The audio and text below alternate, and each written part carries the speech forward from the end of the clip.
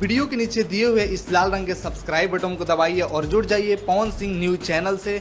नमस्कार दोस्तों, आप देख रहे हैं पीएस फैंस क्लब और पीएस फैंस क्लब में आप सभी लोगों का एक बार फिर से स्वागत है। दोस्तों, वीडियो को आगे देखने से पहले लाइक करिएगा और चैनल पे नए हैं तो सब्सक्राइब करके बेल वाले आइकन को ऑल पे सेलेक्ट कर लीजिएगा ताकि ऐसी और पावर स्टार पवन सिंह जी से जुड़ी लेटेस्ट वीडियो मिलते रहे।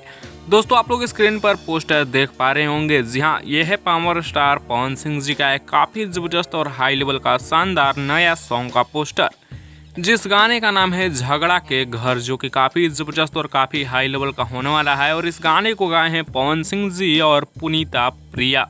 जी हाँ दोस्तों, प्रिंस प्रियदर्शी का लिखा हुआ है, म्यूजिक प्रियांशु सिंह जी का है और एमएमबी रिकॉर्ड्स यूट्यूब चैनल पर बहुत ही जल्द देखने को मिलेगा। गाने पे कमिंग सून लिखा हुआ है, पोस्टर पे आप लोग देख पा रहे होंगे।